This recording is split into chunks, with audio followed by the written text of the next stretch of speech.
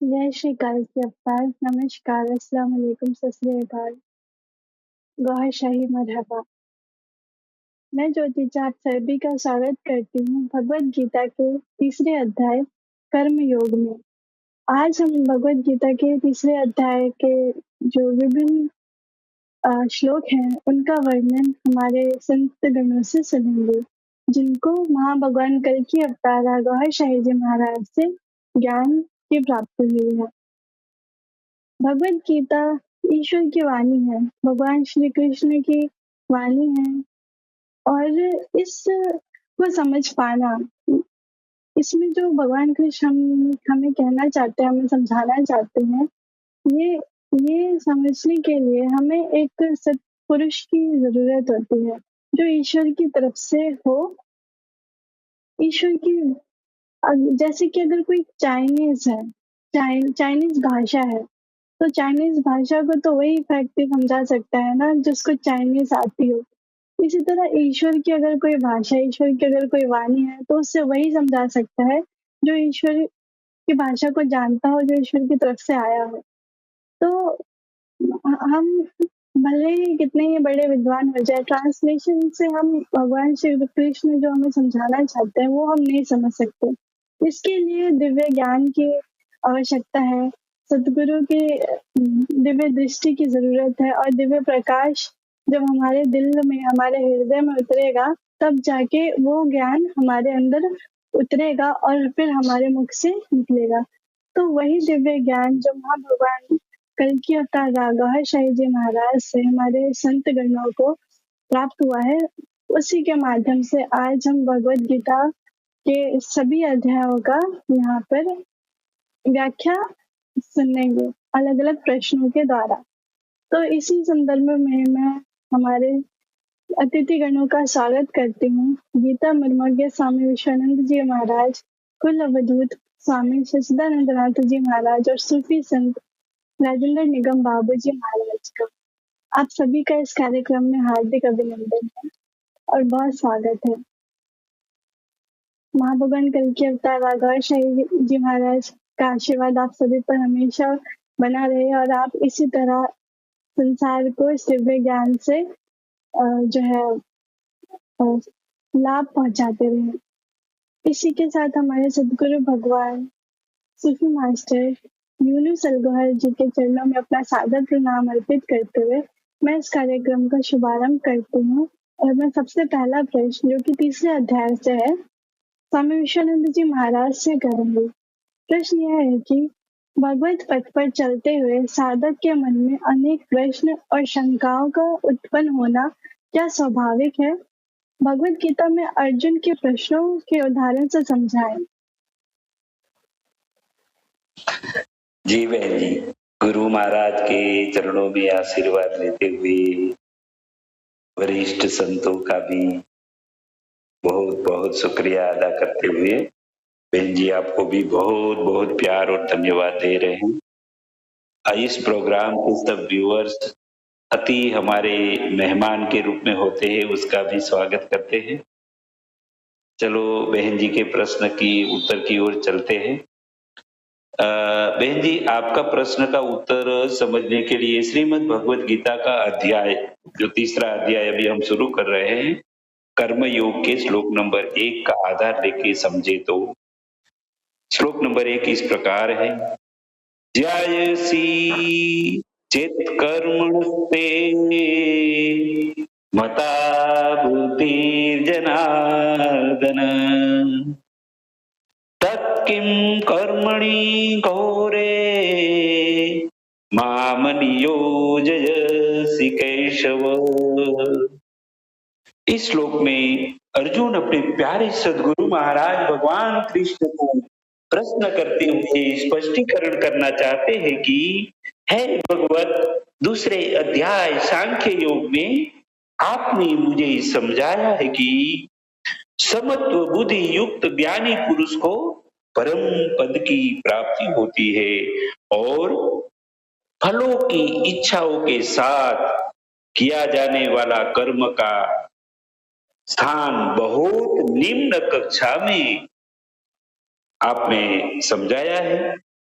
तो हे मेरे प्यारे सदगुरु भगवान श्री कृष्ण, अब आप कर्म से ज्ञान को ज्यादा अच्छा मान रहे हैं, तो फिर मुझे ये भयानक युद्ध रूपी कर्म करने को क्यों समझा रहे हैं? जैसे अर्जुन को अपने प्यारे सदगुरु महाराज कृष्ण का सत्संग सुनते सुनते ऐसा प्रश्न उत्पन्न हुआ, ठीक वैसा ही ये भगवत पथ पर चलते हुए साधकों के मन में भी अनेक प्रश्न और शंका का उत्पन्न होना एकदम स्वाभाविक है। वैसा साधकों को इसलिए होता है क्योंकि कोई भी साधक जब परमात्मा अल्लाह गॉड की प्राप्ति की शुरुआत करते हैं, तब उनके माता पिता ने उनको धर्म पालन करने की कुछ बातें बताई होती है। धर्म ग्रंथों में बताई हुई कुछ बातें भी साधक ने पढ़ी हुई होती है। धर्म के ठेकेदारों ने भी कुछ मनगढ़ंत कहानियां सुनाई हुई होती है। इस तरह के अनेक माध्यमों से साधक के दिमाग में अनेक मान्यता, श्रद्धा, विधियां, तौर तरीके और अल्प ज्ञान का खजाना दिमाग में भरा हुआ होता है। ऐसी मानसिक स्थिति के साथ जब साधक को कोई सच्चा महान ज्ञानी जो परमात्मा अल्लाह गॉड को मिला हुआ हो, वैसा सदगुरु की प्राप्ति हो जाती है, तब वे जो सच्चा स्पष्ट ज्ञान और परमात्मा अल्लाह गॉड को प्राप्त करने का आसान तरीका साधक को समझाते हैं, तब साधक के दिमाग में जो पहले से अल्प ज्ञान का भरा पड़ा जो खजाना होता है, वे अल्प ज्ञान के साथ अब महान सदगुरु महाराज जो ज्ञान समझा रहे हैं, ये दोनों प्रकार के ज्ञानों का तुलनात्मक वैचारिक आंदोलन साधक के दिमाग और मन में शुरू हो जाता है। ऐसा सब साधकों के मन और दिमाग में होता ही है। ऐसा तुलनात्मक वैचारिक आंदोलन से ही साधक के मन में जो प्रश्न और शंकाओं उत्पन्न होते हैं, उनका समाधान करने के लिए सब साधक उनके महान ज्ञानी समर्थ सद्गुरु को अनेक प्रश्नों पूछ के ही समाधान प्राप्त कर लेते हैं। ऐसा स्पष्टीकरण करने के हेतु अर्जुन ने भी भगवान श्री कृष्ण को प्रश्न पूछा है कि है मेरे महान सदगुरु महाराज, ज्ञान और कर्म दोनों में से एक मुझे स्पष्ट करके बताइए, ताकि मैं इसी एक को पालन करके परमात्मा की प्राप्ति रूपी कल्याण को प्राप्त करूं। अब कल की युग के समय के दौर में कल की अवतार इमाम मेहदी मसीहा आर्या गौर साहिब जी महाराज सारी मानव जात को और खास करके सब साधकों को अलरा टीवी यूट्यूब चैनल पे प्रेम पूर्वक निमंत्रण दे रहे हैं और बुला रहे हैं कि आइए मेरे चरणों में, इस महान माध्यम से सब साधक साधना के पद पर चलते चलते ये दिल वाली रूहानी तालीम सीख के ज्ञान को अच्छी तरह से समझकर अपने जीवन में ये धारण करके इस दिव्य ज्ञान को जन जन तक पहुंचाने का रूहानी कार्य भी कर रहे हैं। अर्जुन ने तो सिर्फ ज्ञान और कर्म में से कोई एक उनके जीवन में धारण करने का सोचा था। अर्जुन यही तो समझ नहीं पाया कि प्रथम ज्ञान समझ के ही कर्म को अच्छी तरह से आगे किया जाता है, और दोनों का महत्व सब मानवों के जीवन में समान रूप में धारण करना बहुत जरूरी होता है। इसीलिए तो कल की अवतार सब मानवों को प्रथम ज्ञान समझाकर दिव्य मिशन का कार्य जन जन तक पहुंचाने के लिए कर्म को भी ज्ञान जितना ही समान रूप में महत्व देकर यानी कि कर्म और ज्ञान को दोनों समान महत्व देकर लोगों को भी वैसा समान महत्व देने की नसीहत दे रहे हैं। उनके अवतार लोगों को गारंटी भी दे रहे हैं कि अगर इस दोनों ज्ञान और कर्म को समझ के कोई भी मनुष्य उनके जीवन में धारण करेगा, उनको परमात्मा अल्लाह गॉड की प्राप्ति कल की अवतार अवश्य ही करा देंगे। जी बहन,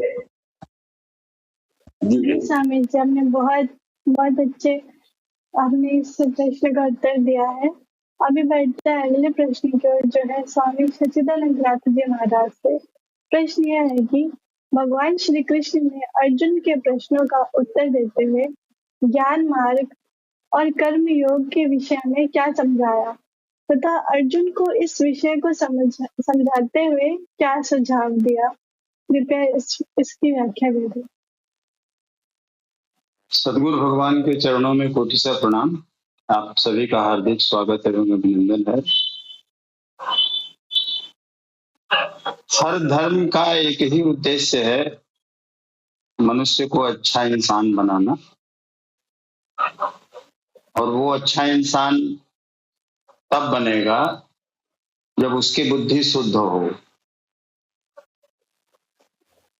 जब तक बुद्धि उसकी शुद्ध नहीं है, उसे अहंकार का ज्ञान नहीं है, ये अहंकार है किसका, तब तक वो इस दुनिया के बंधन में उलझा रहेगा और उसकी वृत्ति हमेशा दुनिया की तरफ ही होगी और वो इसी चक्र में उलझा रहेगा, शरीरों की यात्रा वो करता रहेगा। तो इससे निकलने का भगवान कृष्ण ने दो उपाय सुझाया कि एक तो तुम निष्काम कर्म मार्ग से जा सकते हो और दूसरा सांख्य मार्ग मतलब ज्ञान मार्ग से जा सकते हो। गीता अध्याय 3 के तीसरे और चौथे श्लोक में भगवान कृष्ण ने कहा कि लोकेस्मिन् द्विविधा निष्ठा पुरा प्रोक्ता मयानघ ज्ञान योगेन सांख्यानाम कर्म योगेन योगिनाम न कर्मणा मनारंभे नैष्कर्म पुरुषो श्रुते न च संन्यासनादेव सिद्धिं समधिगच्छति। अर्थात निष्पाप अर्जुन इस संसार में सत्य शोध की, उस आत्मा को की शोध की दो धाराएं हैं जो मेरे द्वारा पहले ही कही गई हैं।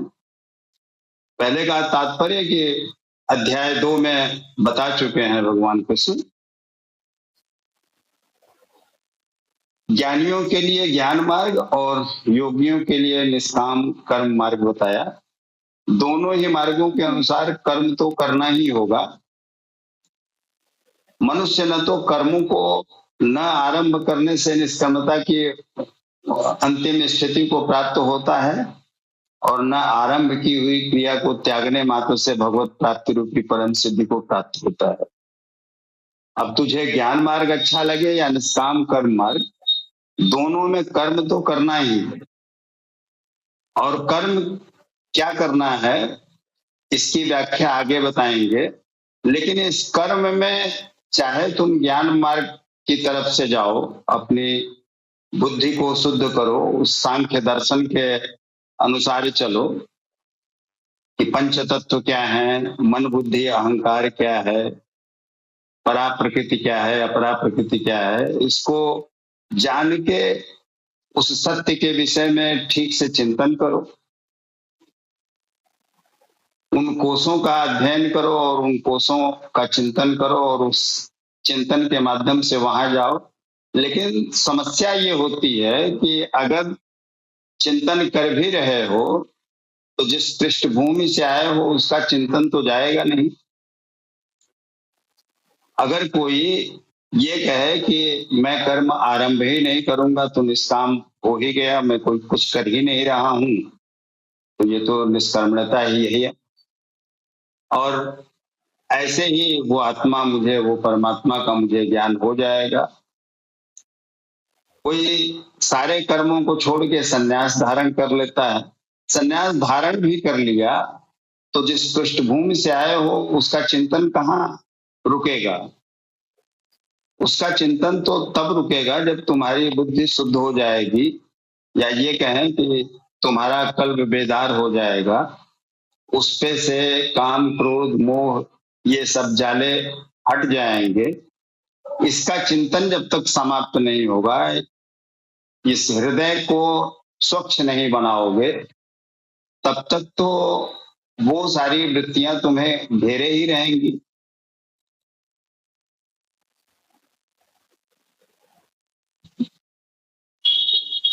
और जब तक उन वृत्तियों का चिंतन मन में आता रहेगा, तुम्हारा मन सदैव दुनिया की तरफ जाएगा और उस आत्मा को या उस परमात्मा को जानने के लिए मन को दुनिया की तरफ से हटा के उस शुद्ध बुद्धि की तरफ, उस कल्ब की तरफ ले जाना आवश्यक है। तो इन्हीं बातों को विस्तार से आगे समझाएंगे कि किस तरह से कर्म करना है और कर्म को किस प्रकार हम करके उस आत्मा को जान पाएंगे, इस अहंकार को त्याग पाएंगे। क्योंकि जब तक अहंकार का ठीक से परिचय नहीं हुआ, ये अहंकार वास्तविक में है किसका, इस दुनिया का अहंकार है, इस शरीर का अहंकार है, या अहंकार उस परमात्मा का है, उस चेतना का है, उस आत्मा का है, जब तक ये स्पष्ट नहीं होगा तब तक उस परमात्मा से मुलाकात कैसे होगी। तो इन्हीं वृत्तियों पे बताया भगवान कृष्ण ने कि तुम नियत कर्म को करो, और ये दो मार्ग हैं, या तो तुम चिंतन करते हुए ज्ञान मार्ग से जाओ, और या फिर सब उस सदगुरु पे छोड़ के निष्काम कर्म करते जाओ। जो बताया गया है, जो नियत कर्म है, उस कर्म को करते जाओ, उस परमात्मा से मुलाकात हो जाएगी। जी स्वामी जी, आपका बहुत बहुत धन्यवाद। बहुत अच्छी व्याख्या की है आपने। इसी संदर्भ में बढ़ते हैं अगले प्रश्न की ओर, जो है सूफी संत राजेंद्र निगम बाबू जी महाराज से। प्रश्न यह है कि कोई भी मनुष्य बिना कर्म किए क्यों नहीं रह सकता, जैसा अभी स्वामी जी बता रहे थे, तथा बाह्य इंद्रिय निग्रह करके मन में विषयों का चिंतन करने वाले व्यक्ति को क्या कहा गया है।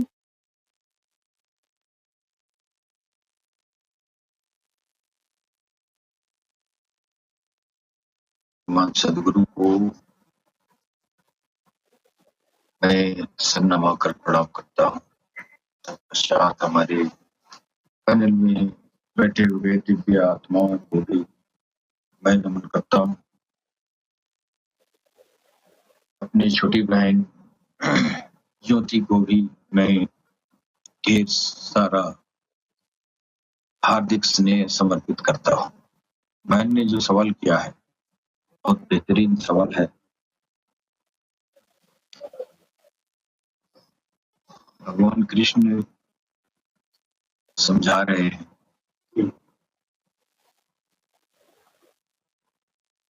कि कोई भी प्राणी प्रकृति द्वारा उत्पन्न गुणों के वश में होकर एक पल भी बिना कर्म किए नहीं रह सकता।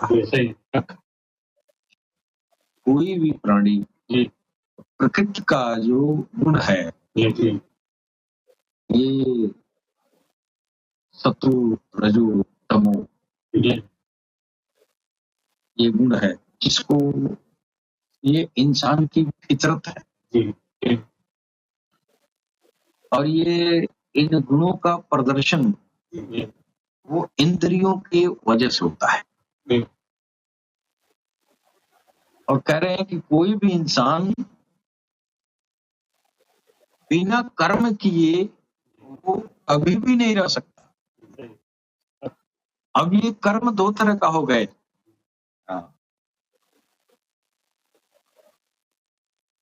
एक कर्म हुआ जाहिरी और एक कर्म हुआ बाती। भगवान कृष्ण कह रहे हैं क्षण मात्र भी कर्म किए बिना नहीं रह सकता। तो अगर आपका जाहिर जो है, जाहिर अगर दुरुस्त है तो इंद्रियां जो जाहिर में जो देख रही हैं तो ये कर्म ही है, इंद्रियों का काम है। और अगर आपकी जो है अंदर की आपकी बातिन जो है खुल गया है, साफ हो गया है, तो वो जो काम करेंगे, ये जो जाहिरी जो काम होता है, इसमें गलतियां होती हैं। ये इन इंद्रियों के जरिए जो अनियंत्रित हैं, तब तक इन इंद्रियों से जो कर्म होता है वो कर्म नुकसानदेह होता है। कर्म इंद्रियां ये चलायमान है, ये होना है, लेकिन आपको कर्म कैसा करना है भगवान आगे बता रहे हैं। जो कर्म आपको बिना बातिन के खुले, इंसान की आंतरिक चक्षु खुले बगैर जो कर्म करेगा वो कर्म हमेशा नुकसानदेह होगा और वो पाखंड से भरपूर होगा। भगवान कृष्ण कह रहे हैं कि जो कर्मेंद्रियों को हठ से रोक कर इंद्रियों के भोगों को मन से स्मरण करते रहते हैं, वो मिथ्याचारी पाखंडी। और आप जो है आप आंख से बुराई देख रहे हैं, तो इसको हठ पकड़ के नहीं देखेंगे, लेकिन ये आंखें बुराई दिखाई देती है, देखती रहती हैं, इसलिए कि इसका रुक नहीं सकता। ये अनवरत कर्म होती रहती है। भगवान कृष्ण यही कहना चाहते हैं, ये अनवरत कर्म होती रहती है। आपके पास कान है, कानों का काम है सुनना, आंख का काम है देखना, तो ये तो देखती सुनती रहती है, लेकिन आपके अंदर वो बातिन का ज्ञान है नहीं। इसको रोकने का जो असल तरीका है, आप तो यही सोच रहे संयम कर लो, बुराई मत देखो, लेकिन देख लेते हैं, बुराई मत सुनो, सुन लेते हैं। क्यों सुन लेते हैं? इसलिए कर्म जारी है। वो कर्म जारी है जिसको हमको करने के लिए मनाही किया गया, उसी कर्म को करते हैं। भगवान कृष्ण कह रहे हैं कि कर्मेंद्रियों को हठ योग से जो रोक कर इंद्रियों के भोगों का मन से स्मरण करते रहते हैं, वे मिथ्याचारी और पाखंडी होते हैं। और कह रहे हैं कि सिद्ध है कि कृष्ण काल में भी ऐसी रूढ़ियां थी।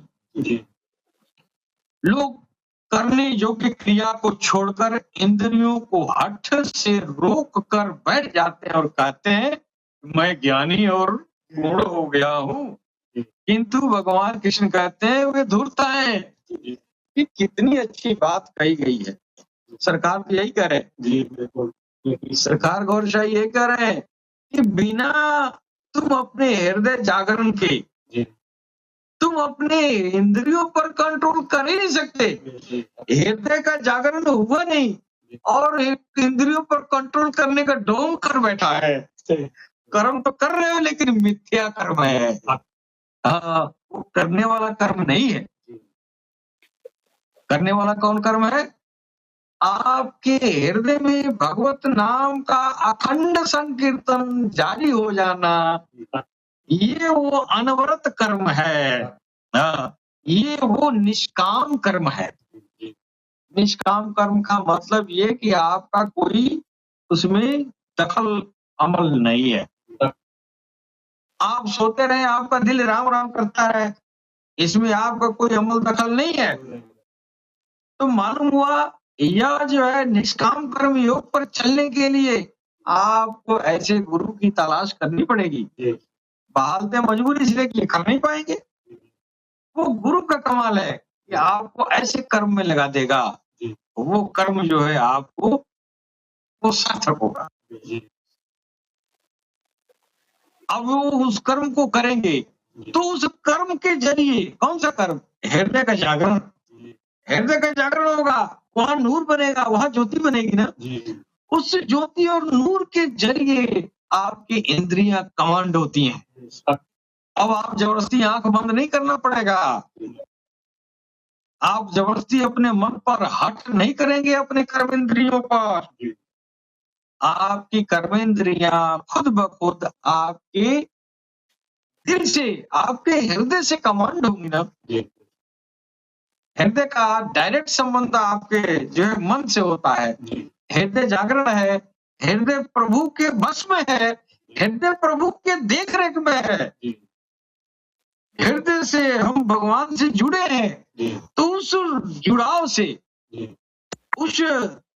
उस नूर के तार से, उस रस्सी से भगवान हमको हिदायत देता है। भगवान हमको सही रास्ते पर चलने को प्रेरित करता है। भगवान हमारे बुरे रास्ते पर चलने पर कंट्रोल करता है। इससे जो हृदय से तार बन गई, भगवान से तार कब बना? हृदय में अखंड संकीर्तन हुआ, कब न बना? जब अखंड संकीर्तन हुआ, इसमें नूर और ज्योति बना, इस नूर की तार ऊपर की तरफ चढ़ने लगा। यही वो नूर की तार जो है शिवलिंग है। शिव मतलब कल्याणकारी, लिंग मतलब वो चिन्ह, वो कल्याणकारी मार्ग, वो कल्याणकारी रास्ता है कि नहीं? जब ये कल्याणकारी रास्ता मिल गया, भजन होती रही, नूर बनता रहा, ज्योति बनती रही, इससे तार बन गई, वो शिवलिंगम बन गया। तो वो शिव से मिलेगा। वो कल्याणकारी रास्ता है, मार्ग है, सिंबल है, जिसके जरिए हम उससे मिलेंगे। जब हम जुड़ गए उससे, तो हम उसकी देख रेख में जीवन यापन करेंगे। अब हमको जबरदस्ती अपने इंद्रियों को हठ योग नहीं करना पड़ेगा ना, वो खुद ईश्वर कंट्रोल करेगा, खुद ईश्वर गाइडेंस करेगा। जिस प्रक्रिया में ईश्वर के गाइडेंस में आपका कर्म हो रहा है, चाहे आपका जो है कर्म इंद्रियों का कर्म है, जो भी कर्म है, वो सब जो है ईश्वर के निर्देशन में होगा। अब आपको हठ पकड़ने की जरूरत नहीं है, आप खुद ब खुद ईश्वर के कंट्रोल में है। आप बुराई नहीं देखेंगे, आप बुराई नहीं सुनेंगे, आप बुराई नहीं बोलेंगे। यही तो कर्म इंद्रियां है। अगर इसका लगाम भगवान के हाथ में दे दें, तो भगवान इसको संभालेगा ना।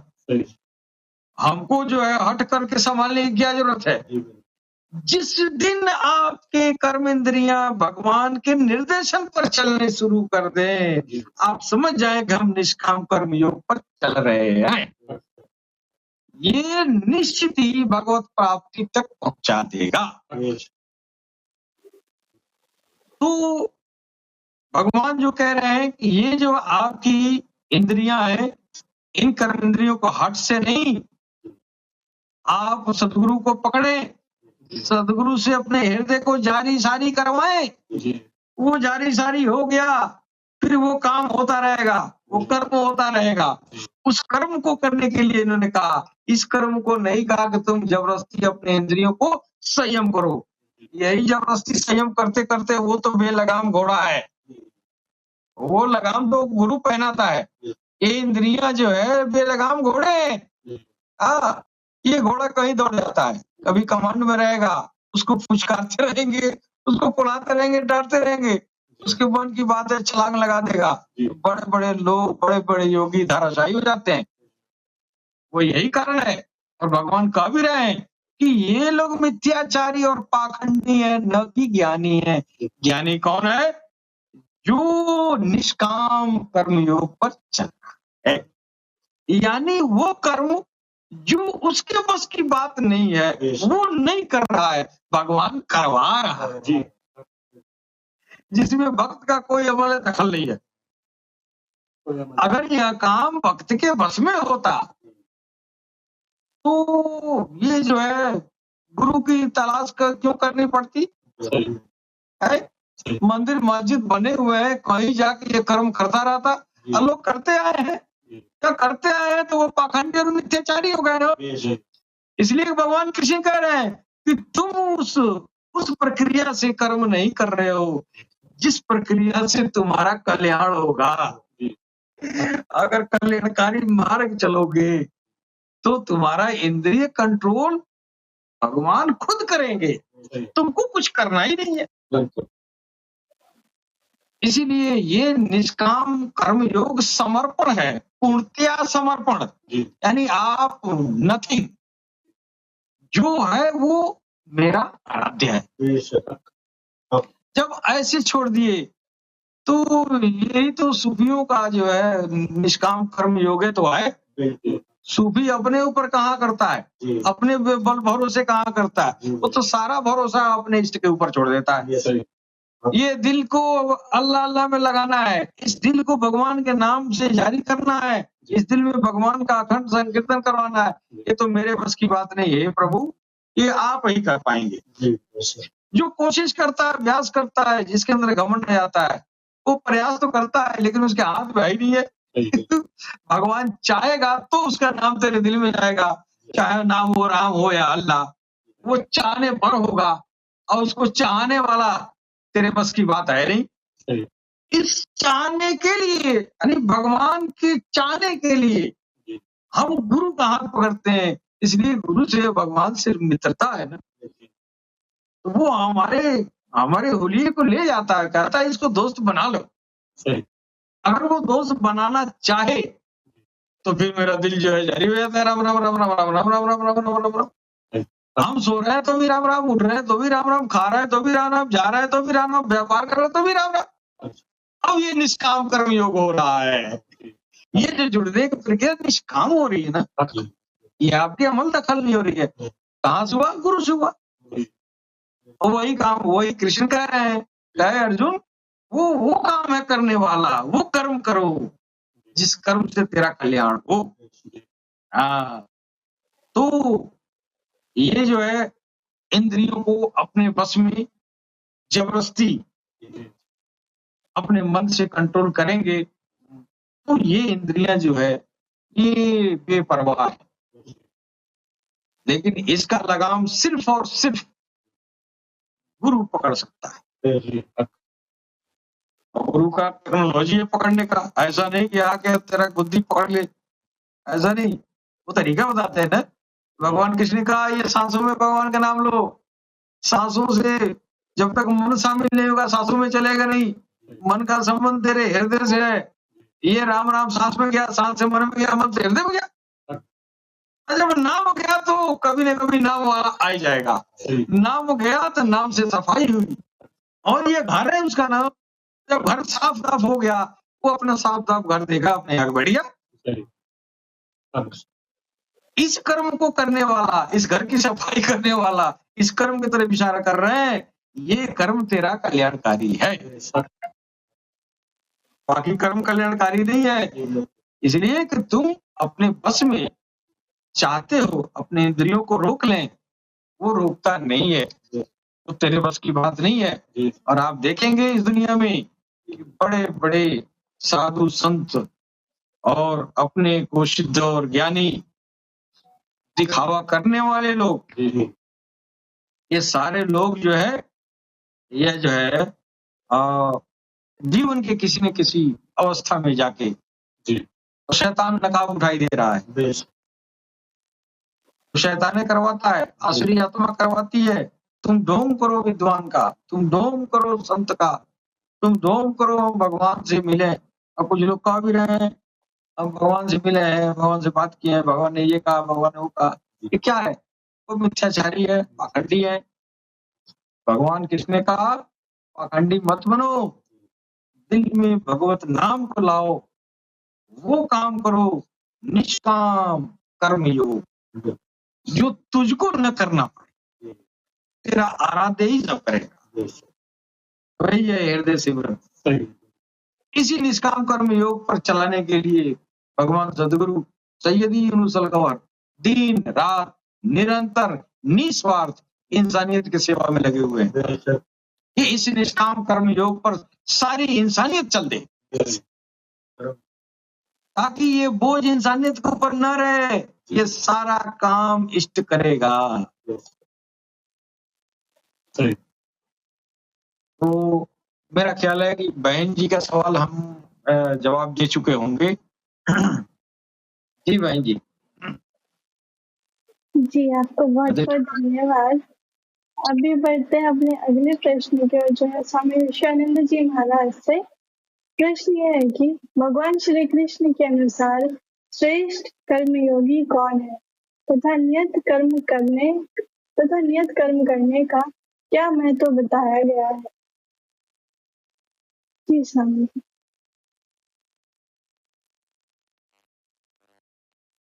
प्रश्न का उत्तर समझने के लिए श्रीमद् भगवद गीता का अध्याय 3 कर्मयोग के श्लोक नंबर 7 और 8 का आधार लेके समझे तो श्लोक 7 नंबर का श्लोक इस प्रकार है।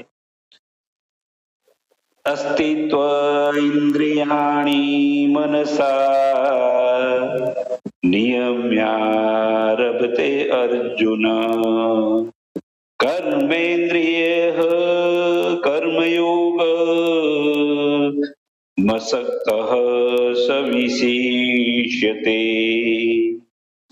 इस श्लोक में भगवान श्री कृष्ण अर्जुन को निमित्त बनाकर सारी मानव जात को श्रेष्ठ कर्मयोगी किसको कहा गया है वे समझा रहे हैं कि जो साधक मनुष्य उनके मन से 10 प्रकार की इंद्रियों को अपने बस में करके उनके सब प्रकार के कर्मों से मिलने वाले फलों की इच्छाओं का त्याग करके उनकी कर्मेंद्रियों से कर्मयोग का आरंभ करते हैं वे साधक मनुष्य श्रेष्ठ कर्मयोगी कहा जाता है।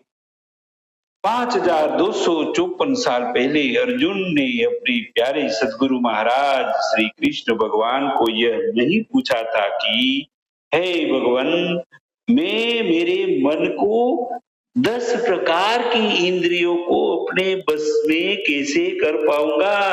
इसलिए तब भगवान श्री कृष्ण ने उस विषय का स्पष्ट ज्ञान नहीं समझाया था, लेकिन अब कल्कि अवतार इमाम मेहदी बसियारार या साईं जी महाराज सारी मानव जात को उनके मन को आध्यात्मिक शक्तियों से मजबूत और दिव्य प्रकाश से प्रकाशित करके 10 प्रकार की इंद्रियों को बस में करने का आसान और सरल तरीका सिखा रहे हैं कि कोई भी मनुष्य उनके धर्म की श्रद्धा वाला गॉड का नाम उसका जाति नाम उनके हृदय में महान सद्गुरु के जरिए से धारण करा लेगा।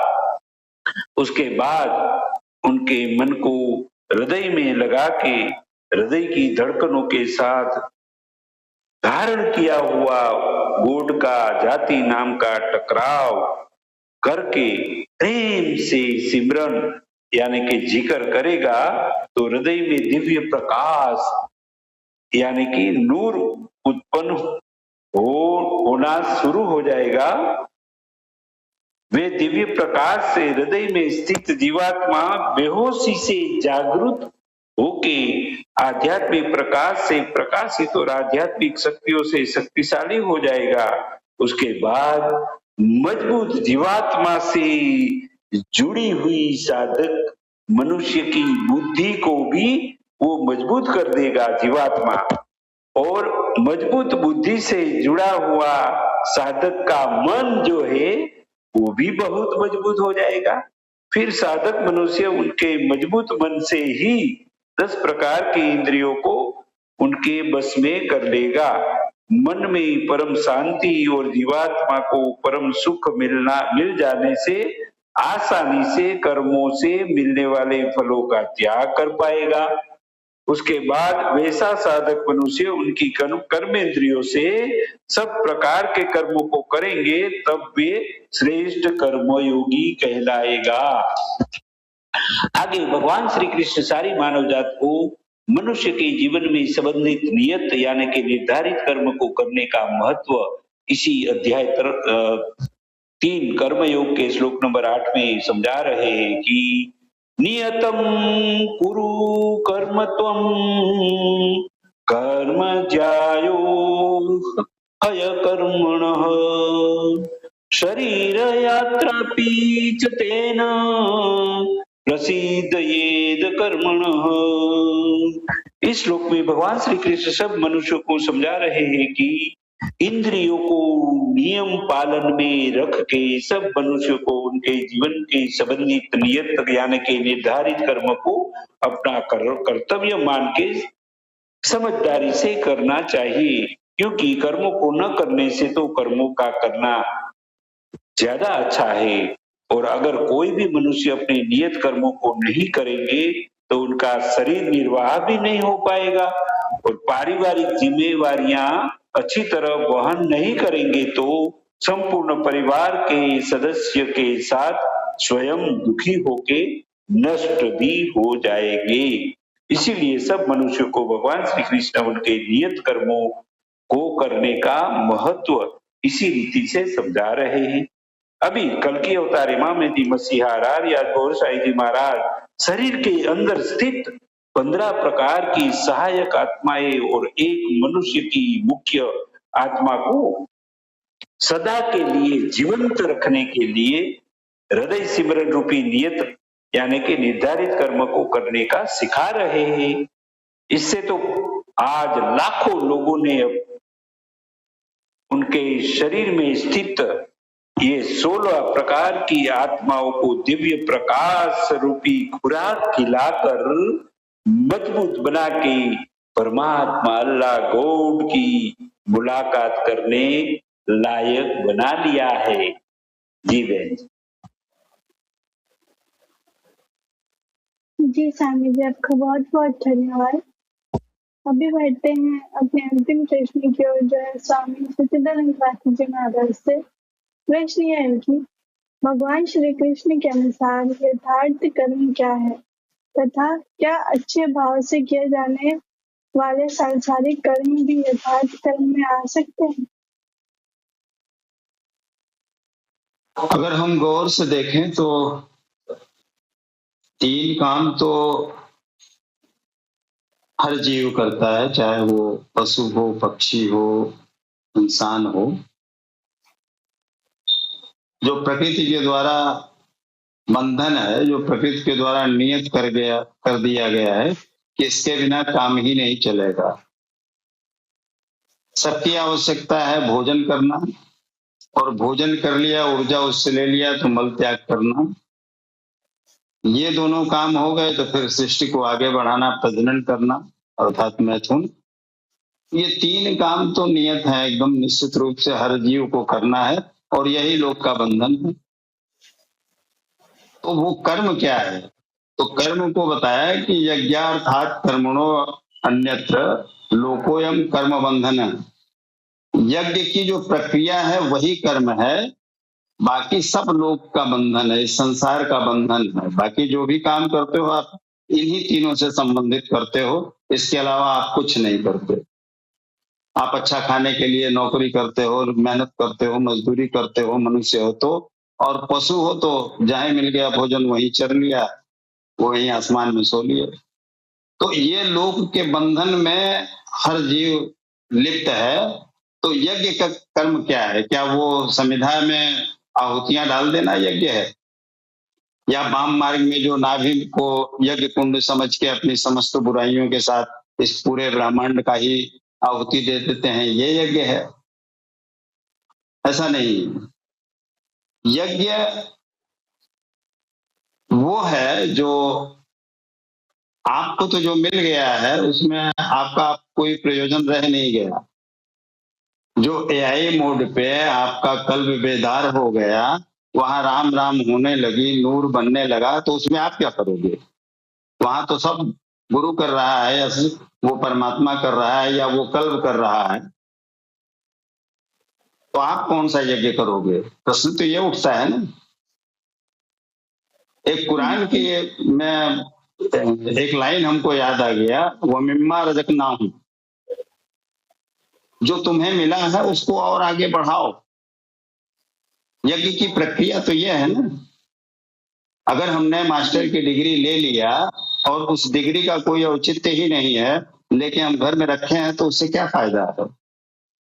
उस डिग्री को प्राप्त करके अगर हम भी किसी को पढ़ा के उसको अपने योग्य बना दिया या अपने स्तर का बना दिया, तो ये यज्ञ कर्म हुआ।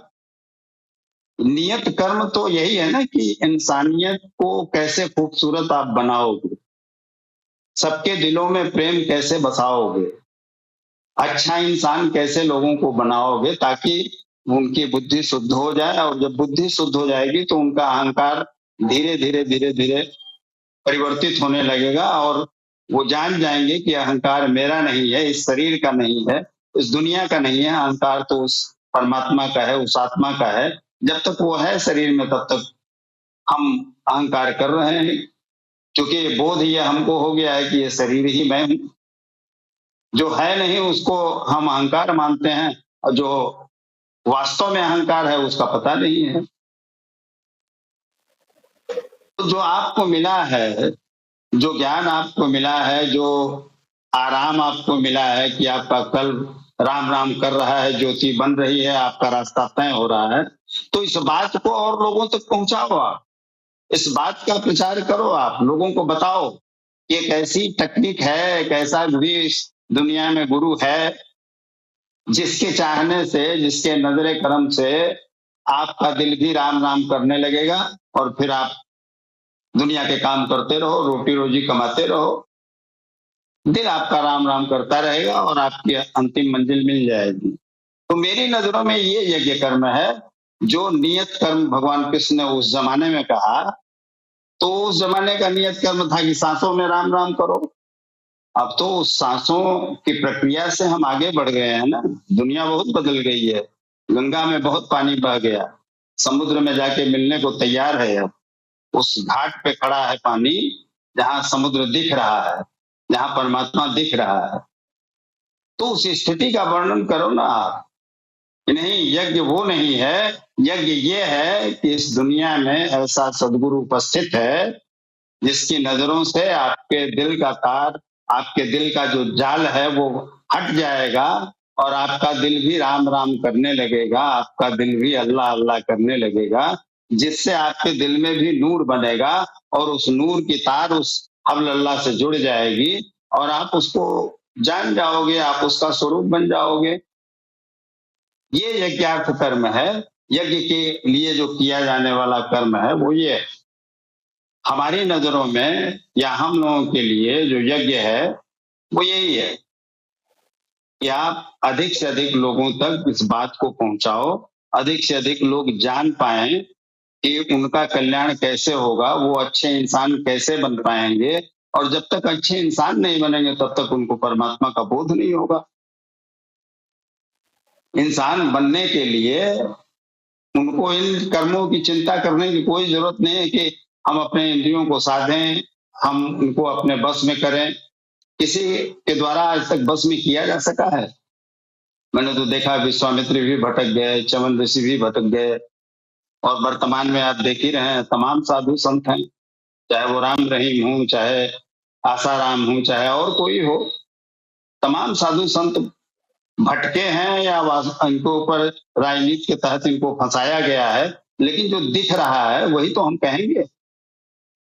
तो आज का जो यज्ञ है वो यही है कि अधिक से अधिक लोगों तक ये जानकारी हम पहुंचाएं, ताकि उनका भी कल्याण हो सके, वो भी इंसान बन सके। और जब उनके दिलों में राम राम या अल्लाह अल्लाह होने लगेगी तो निश्चित रूप से वो अच्छे आदमी बन ही जाएंगे।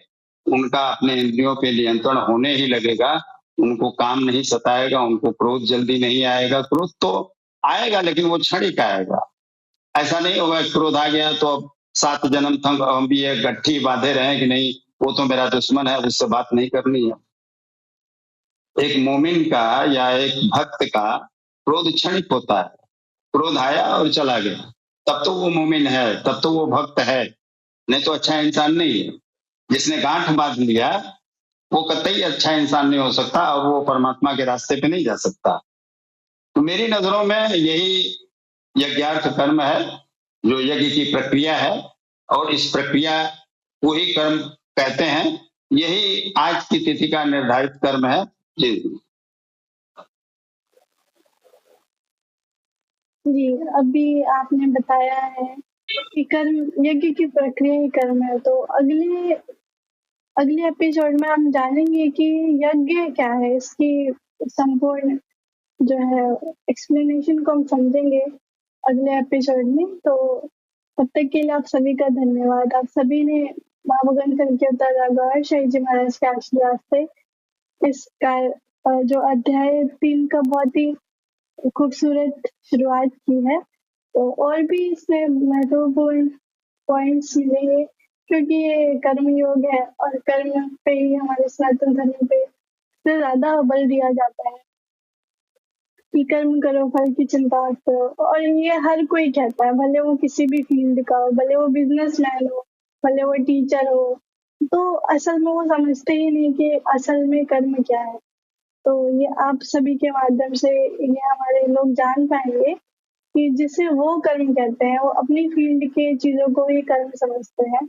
तो वो उनका जो है सूक्ष्म ज्ञान है, उसको आप लोग के जरिए जो है उनको पता चलेगा कि भगवान श्री कृष्ण ने जिस कर्म की हमें बताया है वो असल कर्म क्या है, और इसके अलावा जिसे हम कर्म समझते हैं वो क्या है। तो आज हमने कर्म के बारे में थोड़ा बहुत जाना है, और ये पूरा अध्याय ही कर्म के ऊपर है, तो इसको विस्तार से समझेंगे। तब तक के लिए आप सभी का बहुत बहुत धन्यवाद। जय गौर शाही, जय श्री कृष्ण। मिलते हैं अगले एपिसोड।